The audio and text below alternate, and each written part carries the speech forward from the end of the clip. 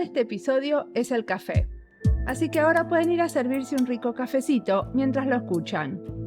Justo me visita una amiga que vive en Alemania en estos días y fuimos al supermercado de los turcos de mi barrio y ella enseguida quiso comprar café turco.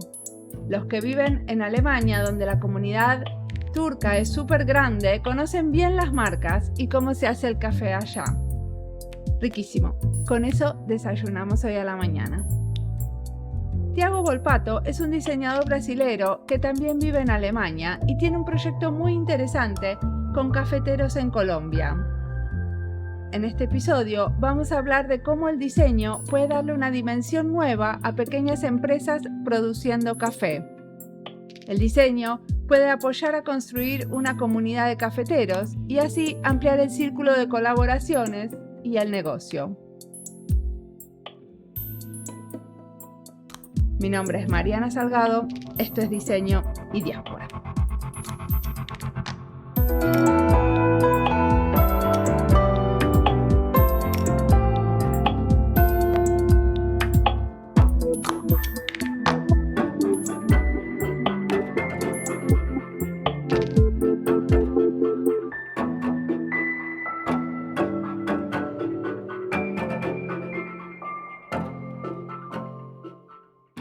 Yo soy Tiago Volpato, soy diseñador. Yo estudié diseño industrial en Curitiba, en Brasil.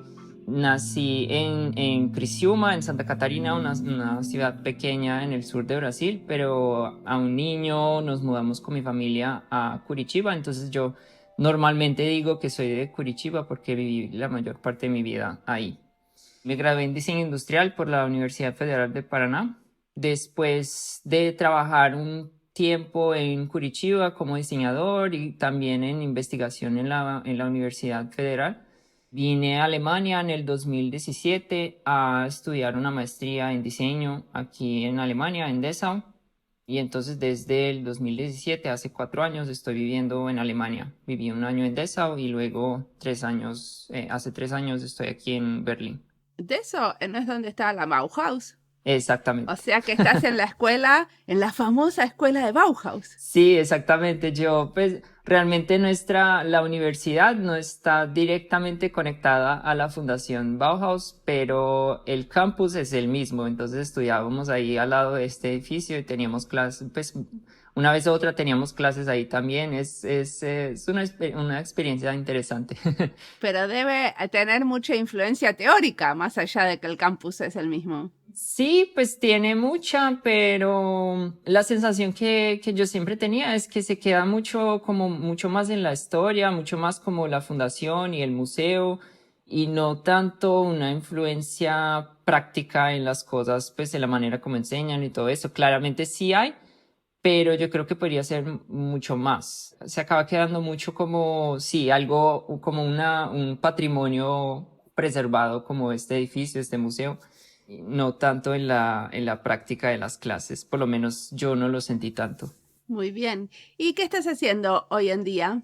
Aquí en Berlín trabajo como freelancer, como diseñador y trabajo en diferentes proyectos con diseño, pues todavía un poco con diseño industrial, pero también con diseño gráfico, con branding, con diseño digital, pues como experiencia UX, UI.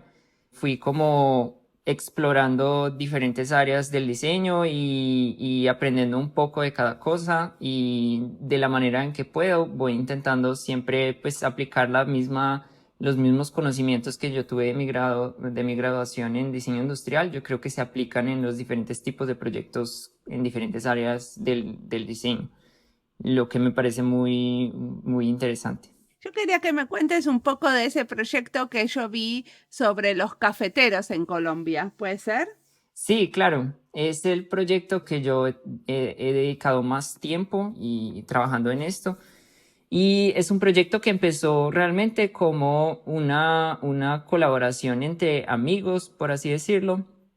El que empezó el proyecto es un amigo mío que yo conocí aquí en Alemania. Él es colombiano y él estudió una maestría aquí en Alemania sobre sostenibilidad, como desarrollo sostenible.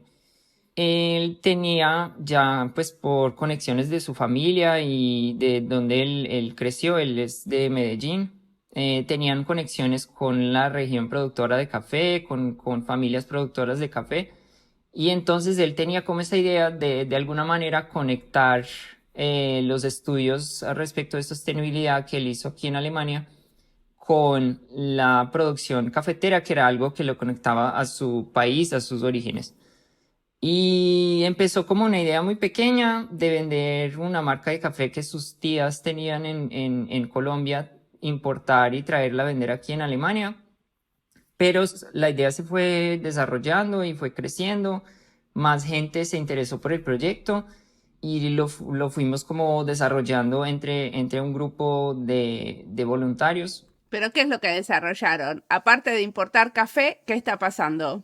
Pues la idea central del proyecto, la idea principal del proyecto es cambiar un poco o cambiar mucho, la relación de compra y venta, cómo funciona el mercado del café, darles un poco más de oportunidad a los productores de café de tener un ingreso mejor con el producto que ellos venden, que es el café. Normalmente la manera en que funciona el mercado del café y es un proceso que tiene origen en los tiempos coloniales, pues realmente el café llegó a las Américas pues traído por europeos. ¿En qué sentido?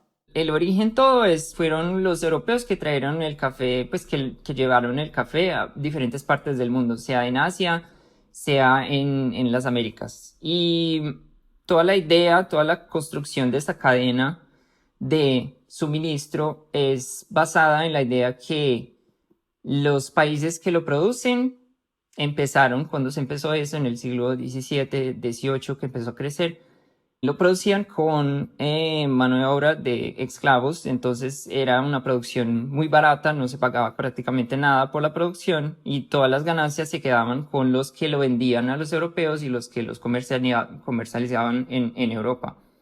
Y eso hizo que culturalmente, a lo largo de siglos, la gente pues, que vive en Europa, que vive en los países ricos, se acostumbrara a tener un producto café muy barato, pues con un costo con un precio que realmente no cubre los costos de producción, no cubre los costos del trabajo de la gente que está ahí cosechando el café y haciendo toda la parte de producción. Y por eso la manera en cómo eso se ha perpetuado hasta hoy, lo que se ve en el mercado, en la manera cómo funciona el mercado del café, es que el productor no tiene que decir como cuánto vale su producto, cuánto vale su trabajo. El precio está determinado por los compradores internacionales, por los grandes exportadores que tienen un precio que está definido por la demanda y la oferta internacional, por los precios de la Bolsa de Valores de Nueva York. A veces está alto, a veces está bajo y no hay ni una seguridad para los productores de que el precio que le van a pagar por su producto va a ser suficiente para cubrir los costos de trabajo que él tuvo. Y muchas veces pasa, o en los últimos años, por ejemplo, del 2018, 2019, hace muy poco tiempo, el precio estaba tan bajo que realmente no cubría los costos de producción. Los productores de café en Colombia, por ejemplo, o en otros países, estaban vendiendo su café a un precio bajo los costos de producción, o sea que están perdiendo plata con este producto. Pues y son ciclos que han pasado que si uno vuelve y mira en la historia, pasa constantemente. Y ahí es lo que el proyecto Hilo, que es este proyecto en el que yo estoy trabajando, quiere cambiar, que es realmente traer una garantía de precio para la compra de este producto que sea independiente del precio que está en el mercado, las fluctuaciones que puede tener con el cambio del dólar, con la bolsa de valores y todo eso. Definimos un precio que es calculado a base de un ingreso mensual justo para una familia que vive en Colombia, con base en los costos de vida que tiene una familia que vive en una zona rural en Colombia. Hacemos una división de este ingreso mensual, pues lo que sería el ideal para una familia viviendo en esa región, por la cantidad de café que esta familia produce en un año. hacemos una relación entre el salario que sería el ideal, la cantidad de café que ellos pueden producir. Son pequeños productores, entonces no son grandes fincas, son pequeñas fincas, pequeños productores. Y a partir de eso hacemos un cálculo que decimos, ok, bueno, este es el precio por esta cantidad de café que al final de un año de cosecha le va a resultar un ingreso mensual de tanto. Y eso lo definimos antes de la cosecha, de acuerdo con los productores. Y hacemos realmente la división mes a mes de este valor, o sea que no lo pagamos de una vez como normalmente es hecho por los grandes compradores, que es cuando hay café, lo compran, le dan la plata a los productores y se acabó la conexión, sino que intentamos hacer un contrato con los productores de una manera que en los meses que hay cosecha más pequeña, pues que no hay tanta producción, ellos ganen lo mismo que ganan en un mes que hay mucha producción. Entonces, como que el objetivo principal es generar una estabilidad económica y que esta familia productora pueda decir, bueno, no importa si en un mes produzco más, en el mes siguiente menos, yo sé que al fin del mes tengo mi ingreso y que es suficiente para vivir y para poder ahorrar también. ¿Y cómo logran ustedes después distribuir ese café? O sea, ¿cómo sucede? ¿Ustedes tienen sus propias cadenas de distribución? Porque esto resulta, o sea, está buenísimo, pero la cuestión es cómo después venden el café a un precio más alto que el resto, ¿no? Sí, claro, sí, ese es el gran reto que estamos en este momento. Digamos que conceptualmente tenemos cierta claridad de que funciona de parte de los productores. Desde el 2019 estamos trabajando con una familia productora de café y ellos han estado pues como satisfechos con los resultados, se están adaptando bien a esta transición, a este cambio a un sistema con ingresos mensuales. Ya tenemos otras familias con interés y lo que estamos trabajando en este momento aquí en Alemania es realmente lograr una estabilidad por el lado de la demanda por el producto, ¿cierto? Entonces lo que estamos haciendo es acciones de mercadeo, pues construimos una página web donde vendemos online.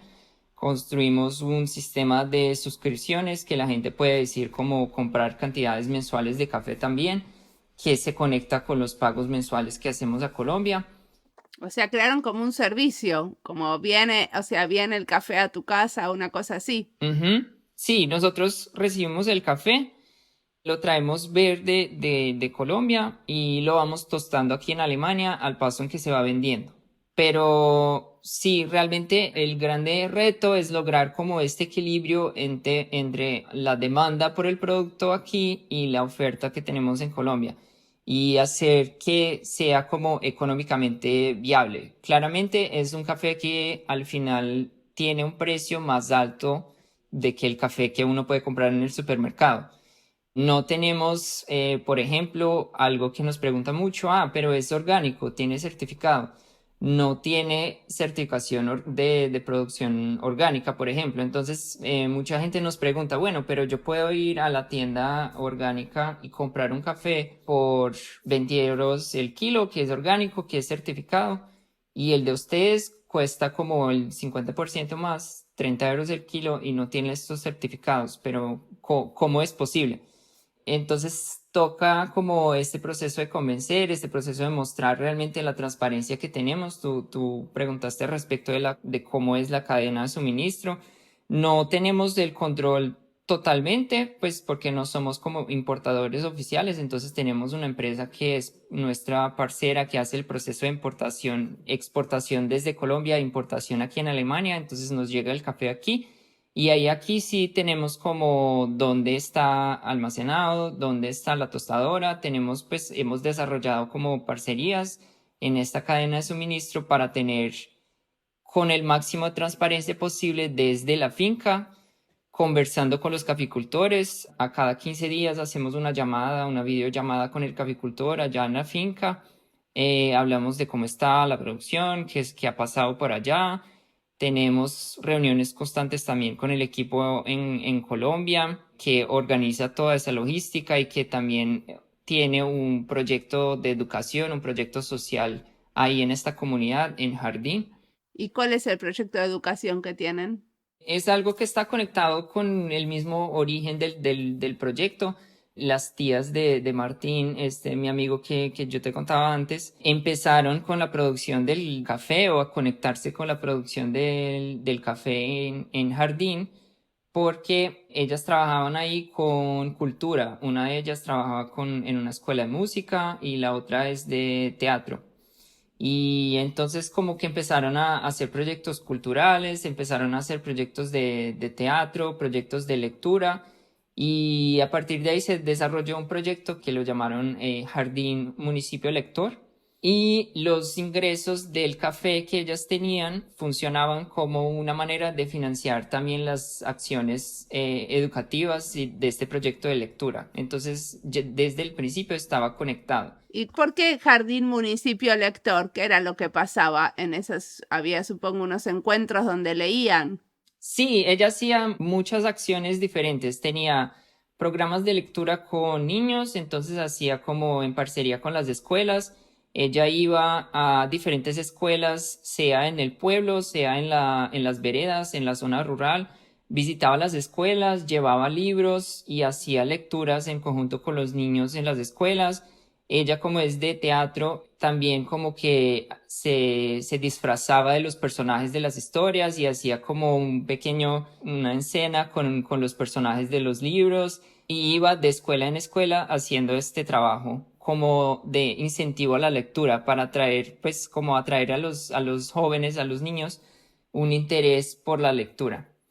En paralelo también hacía programas para adultos. Ella tenía un programa de lectura en la radio, leía historias, entonces seleccionaba cuentos que tenían que ver sea con la región o de autores que son ahí de la región de Antioquia o otros autores también. ¿Y todo esto que tenía que ver con el café? ¿Tenía algo que ver con toda la producción de café o solamente que era el dinero que ellas ganaban con esto lo usaban para estos programas de lectura? Ajá, sí, una parte era el dinero, los ingresos, pero una otra parte del programa también que hicieron por un tiempo era un programa que era para educar a los caficultores, a los productores de café, sobre la historia del café. Entonces iba a eventos de los caficultores, de la cooperativa, por ejemplo, y traía la historia del café, desde dónde vino, de África, de Etiopía, cómo surgió, cuál fue el proceso que hizo que llegara hasta Colombia. Entonces como que también hacía este proceso de educación con los mismos caficultores, lo que hizo que se generara una conexión muy fuerte entre ella y la comunidad de productores, los niños. Entonces hay muchos niños que cuando eran pequeños estudiaron con ella o tuvieron lecturas con ella o ya son grandes, ya trabajan en otras cosas, entonces ella tiene como muchas conexiones ahí en esta comunidad y conoce mucha gente y es muy reconocida por la gente también, pues como que tiene una confianza dentro de esta comunidad que está relacionada también a toda esta producción y todo este tema del café. Buenísimo. Y una de las cosas que ustedes dicen en el hilo café es café justo económica, ambientalmente y socialmente. Sin embargo, no tienen el certificado del orgánico, que para mí tendría que ver con esto de hacer algo ambientalmente sostenible. ¿Por qué no pueden tener la certificación de orgánico? Sí, esa es una cosa que hemos estado, pues ha sido un proceso de aprendizaje en muchas cosas. Entonces nosotros, pues cuando empezamos teníamos también esta idea, pues como, bueno, si hay café orgánico, ¿por qué no lo podrían hacer también ellos, los caficultores con los que estamos trabajando, esta transición a una producción orgánica? Y ahí es que nos damos cuenta como el poco que sabemos de realmente lo que significa lo que está por detrás de una certificación orgánica.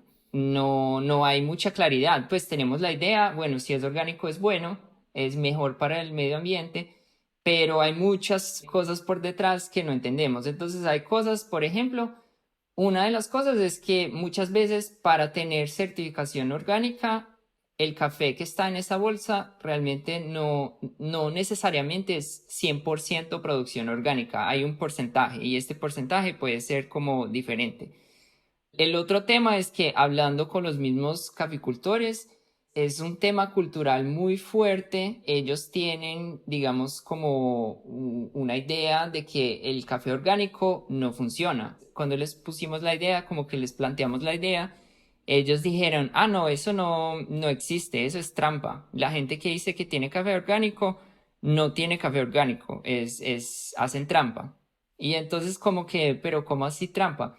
Y empezamos a conversar con ellos y entender lo que implica cambiar. Empezamos a hacer, les propusimos, ok, bueno, ustedes pues no están listos para hacer una transición 100% a una producción orgánica, pero hagamos una prueba. Entonces tenemos un lote en la finca en este momento en lo que están ensayando una transición a producción orgánica. Otra cosa es que no se puede hacer de un momento a otro la transición, bueno, el próximo año ya voy a ser 100% orgánico. Eso no es posible porque los mismos árboles de café están acostumbrados, digamos, a un cierto nivel de nutrientes y de fertilizantes que se obtiene con los fertilizantes químicos. En el momento que uno lo cambia a un fertilizante orgánico, la manera en que el árbol absorbe esos nutrientes cambia. Entonces, como cambiar de una vez genera un estrés en el árbol y esto puede dañar la producción, puede ser como realmente no funciona. Entonces hay que hacer un periodo de transición que sea 1 año o hasta 2 años en que se va reduciendo poco a poco la cantidad de fertilizante químico y creciendo poco a poco la cantidad de fertilizante orgánico hasta el momento en que se concluya ese proceso de transición. Y aparte, ustedes son los que hacen también el proceso ese de estas charlas con los campesinos para tratar de hacer esto, porque supongo que si ellos no están convencidos que es una buena solución, tampoco va a funcionar. Sí, claro, no, esto tenemos una cercanía con ellos, con Marta y Patricia, que están ahí en Jardín. Ellas tienen una relación muy, muy buena y de mucha confianza con ellos. Martín en este momento está en Colombia también y ha tenido la oportunidad de visitarlos, de hablar con ellos. Como yo dije, tenemos videollamadas cada 2 semanas. Es un proceso que es realmente una conversación, entender cómo es la parte de ellos, entender cómo es la parte de nosotros, cómo es la intención de traer una mayor sostenibilidad ambiental, pero lo hacemos como mucha conversación, con un intercambio, entendiendo cómo es del lado de ellos. Una otra parte interesante es como la cantidad de trabajo que implica. Entonces él nos contaba, bueno, con el fertilizante químico, yo en una mano puedo cargar la cantidad de fertilizante suficiente para un palo de café. Mientras con el fertilizante orgánico la cantidad es mucho más grande. Entonces el trabajo que implica cargar estos bultos de fertilizante y llevarlos hasta cada árbol son normalmente como en montañas. Entonces es como es un trabajo muy duro y este mismo es un cambio que nosotros no teníamos presente, como la cantidad de trabajo manual crece mucho con una producción orgánica. Entonces, como son diferentes cosas que vamos aprendiendo a través de este proyecto.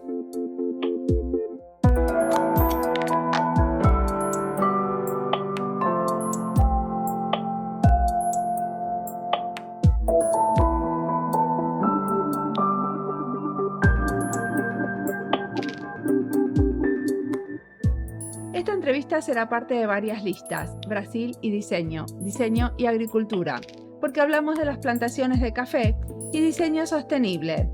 Las listas las encuentran en Spotify y en nuestra página web. Ya con otros y otras diseñadoras habíamos hablado de apoyar a los cafeteros, por ejemplo con Laura Nino Cáceres en el episodio 220, con Laura Escudé en el episodio 50 y, si no me equivoco, también con Jimena Matus en el episodio desde Guatemala, el número 256. Ya podría ser una lista de diseño y café, pero la verdad es que hay demasiadas listas ya, así que no sé si tiene mucho sentido.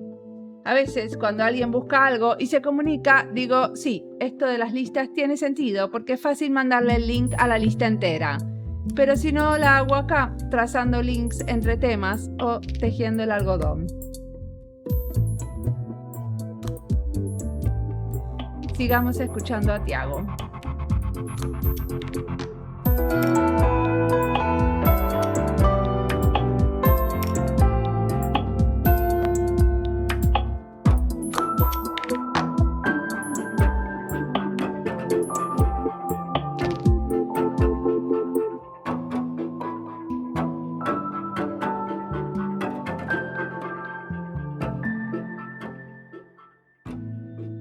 otro proyecto también que te apasione, que me quieras contar? Sí, pues yo puedo compartir un poco de otro proyecto que está conectado con esto que estamos hablando del tema del proyecto Jardín Municipio Lector, este proyecto social de educación que está ya. Ellas empezaron creo que hace más de 15 años con este proyecto y lo vienen haciendo constantemente. Recientemente tuvieron como interés de nuevas voluntarias, nuevas personas que quieren juntarse a este proyecto y hacerlo crecer con nuevas iniciativas y todo. Entonces está en este momento como un proceso muy bonito también de transición, como de cambiar el nombre. Ya decidieron cuál va a ser el nuevo nombre del proyecto para oficializarlo como una corporación realmente, porque hasta el momento no estaba registrado oficialmente. Y la idea es que sea como más amplio, que se pueda incluir otros tipos de iniciativas también, y digamos que Jardín Municipio Lector sería ahí una iniciativa dentro de esta corporación más grande que va a ser Territorio Lector. Y esta transición también yo como diseñador estoy intentando como apoyar y ayudar de alguna manera. Yo el semestre pasado estuve dando clases en la Universidad El Bosque en Bogotá, pues como haciendo un seminario al respecto de diseño y sociedad. Entonces intenté como aplicar con los estudiantes también como este conocimiento, entender cuál es el impacto del diseño en la sociedad, tener una intención social, de impacto social también por detrás del diseño. Y intenté conectar a algunos estudiantes que tuvieran interés en hacer un proyecto voluntario, en apoyar en una causa social con esta iniciativa Territorio Lector.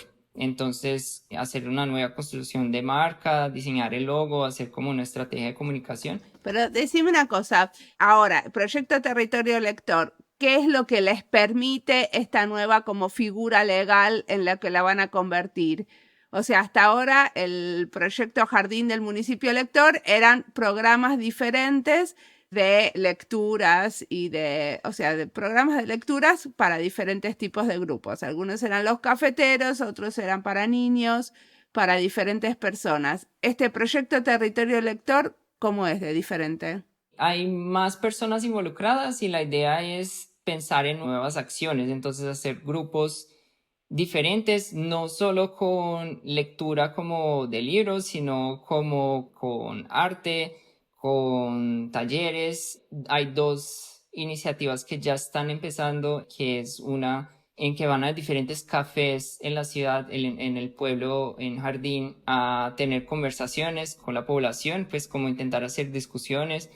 Hay un otro grupo que está con el tema de las mujeres, que tiene una intención un poco de traer esas ideas de feminismo y de como empoderamiento de las mujeres en un grupo solo de mujeres. Está todavía muy en el principio, entonces el principal cambio de esta figura legal, Territorio Lector, pues que está en el proceso de fundación para ser una corporación, es tener la posibilidad de aplicar a fondos, de aplicar a proyectos que tengan apoyo del gobierno, por ejemplo, para tener como recursos para realmente hacer más tipos de proyectos. Entonces ese es el principal cambio, la principal intención. Pero cuando vos decís una corporación, ¿te estás refiriendo a una organización de la sociedad civil o a ONG? ¿O te estás refiriendo a hacer una empresa? ¿Qué tipo de figura están buscando? Yo no sé si es una figura legal como específica en Colombia, pero es algo como una fundación, pero se llama corporación y tiene, pues no es sin fines de ganancias, no es una empresa, es más como una ONG, una asociación. Esa es la figura legal. Perfecto. Está buenísimo. Y decime una cosa, ¿qué cosas te inspiran cuando tenés que leer, escuchar o mirar cosas que tengan que ver con la sostenibilidad social, el tipo de trabajo que estás haciendo? ¿Qué estás leyendo? Lo que me inspira realmente siempre es aprender cosas nuevas. Entonces, siempre que yo tengo la oportunidad de como meterme en un proyecto de algo, de algún tema que yo no conozco, que yo no sé mucho, que fue el caso del café, por ejemplo, y aprender mucho, pues mucho todavía no, pero aprender al respecto del café, cómo se produce, cuáles son los diferentes sabores, cuáles son las diferentes posibilidades que hay en este producto. Con el tema social, por ejemplo, conocer a Marta y Patricia que están ya tantos años trabajando en este tipo de iniciativas, entender pues los éxitos que han tenido, pero también las frustraciones que han tenido con cosas que no funcionan o con cosas que están conectadas muchas veces con política o con situaciones en que uno no logra hacer lo que quiere. Y estoy también como con el tema de este proyecto del café, intentando entender mejor cómo funciona desde el punto de vista económico, metiéndome a cursos pues, de finanzas, de entender realmente cómo funciona desde el punto de vista financiero una empresa, cómo se puede aplicar a fondos. Aquí en Alemania hay oportunidades y hay opciones para conseguir fondos para proyectos que tengan un impacto de sostenibilidad, por ejemplo. Pero todo eso implica tener un plan de finanzas, tener un plan de negocios y entrar un poco más en este mundo que yo creo que muchas veces como diseñadores nos quedamos un poco por afuera del tema de los negocios realmente. Y en el último año he intentado como aprender y hacer cursos online también, pues como entender más del tema, saber cómo es posible hacer un proyecto así viable económicamente. ¿Y encontraste algún curso online que quieras recomendar que sea muy bueno para aprender sobre negocios a un diseñador? Sí, yo el curso que yo estaba haciendo es en Coursera. Sí, era un curso que se llama How to Finance and Grow Your Startup Without Venture Capital. Es un curso de economía, de finanzas, en que él explica que ni todas las startups necesitan un inversionista o un venture capitalist o algo así, que la mejor manera de financiar tu startup es encontrar tus clientes y hacer que con el interés y con las compras de tus clientes puedas crecer. Y decime una cosa, ¿tenés ganas de quedarte en Berlín? ¿Cuáles son tus planes de dónde vivir? Por ahora sí, yo mediano plazo probablemente sí, me imagino quedándome por acá. Esa es la idea. ¿También das clases en Berlín? No, aquí en Berlín no. Yo tuve la oportunidad en esta universidad en Bogotá porque tengo un amigo, hizo esa conexión y como estábamos como con el tema de la pandemia, con clases online, él dijo, pues podemos hacer un experimento, ver cómo funciona esto de las clases online con un profesor o alguien que no esté en Colombia. Entonces eso fue muy interesante. Aquí en Berlín yo he hecho un poco trabajo como freelancer de tutor en plataformas pues, que tienen cursos para diseño de UX, por ejemplo. Es un tema que me interesa, pues como la enseñanza es un tema que ha estado ahí presente y que yo creo que voy a seguir desarrollando también. Pues como me gusta mucho aprender y yo creo que enseñar es una manera excelente para aprender también. Perfecto. Creo que ya te pregunté todo lo que te quería preguntar. ¿Me olvidé de algo? Tengo también un estudio de diseño en Brasil, que yo trabajo con un amigo y es como una otra parte del trabajo que yo he hecho. Está mucho más conectado a como un diseño conceptual, de diseño de muebles y de objetos para la casa. ¿Qué es el diseño conceptual para vos? Son proyectos que nosotros hacemos con una intención de explorar un concepto, una idea. No necesariamente partimos, pues normalmente no empezamos el proyecto con la idea, que es como lo que sería lo normal, pues por así decirlo, del proceso de diseño, que sería pensar en un problema para el usuario, sino que partimos de un concepto, una idea que está puesta para nosotros, pues que es un tema que nos interesa y intentamos como interpretar este concepto, esta idea en un producto o en un proceso de diseño que resulta en un producto que podemos presentar. Entonces yo lo que digo diseño conceptual es más por este lado, digamos que no necesariamente no parte de un principio como de una necesidad práctica, sino de una idea conceptual de explorar un tema. Y a ver, ¿me das un ejemplo de algo que hicieron así? Nosotros hicimos algunos experimentos. El más reciente que presentamos en una exposición en el 2019 fue un experimento con el proceso de diseño en que hicimos, bueno, vamos a hacer un briefing de una manera diferente. En vez de pensar el briefing como este documento con todas las informaciones del proyecto, propusimos que cada uno de nosotros iba a escribir un guión de una escena para una película, por ejemplo, y a partir de este pequeño guión, como una página, cada uno iba a diseñar el producto que imaginaba que tendría sentido con esta escena, con este guión. Y hicimos que uno escribió para el briefing para el otro. Entonces también hacemos como un tema muy constante, es que como él está en São Paulo y yo estoy aquí en Berlín, tenemos como este trabajo a distancia, y entonces siempre intentamos como maneras diferentes de entender, bueno, cómo podemos trabajar en el mismo proyecto, pero no al mismo tiempo, porque estamos muy lejos uno del otro. Entonces hacemos como esos pequeños juegos o experimentos proyectuales para desarrollar un concepto diferente. Es algo que también me interesa mucho y que intentamos siempre, pues por lo menos cada año, hacer un proyecto diferente en este sentido.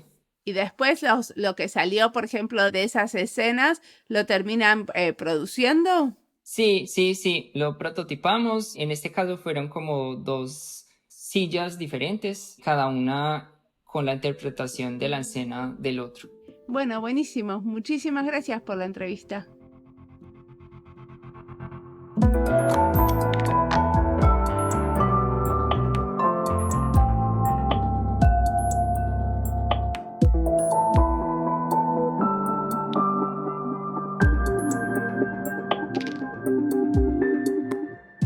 El trabajo de Tiago es súper interesante por esto de apoyar a una comunidad, entenderlos y ayudar a contribuir a entretejer las redes de cuidados.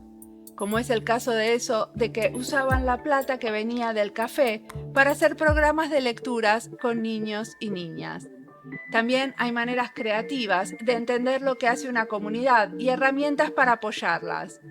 Como diseñadores, tenemos algunas, y ponerlas a disposición es clave para que florezcan. Otra cosa que me encantó de esto que contó al final, donde hacen ejercicios conceptuales con algunos colegas y amigos. Esas iniciativas no hay que perderlas, porque con el diseño tenemos que poder jugar. Y al final, ¿para qué aprendimos a usar tantas herramientas, a visualizar, si no las ponemos tan bien y a veces en función del juego, de hacer cosas sin objetivos específicos, solo como entretenimiento? Y sabemos que a veces de esos entretenimientos pueden abrir ideas que no sabíamos que teníamos y nos pueden sorprender. Muchos me cuentan que están desencantados del diseño y de lo que se puede hacer como diseñador o diseñadora. Y es así.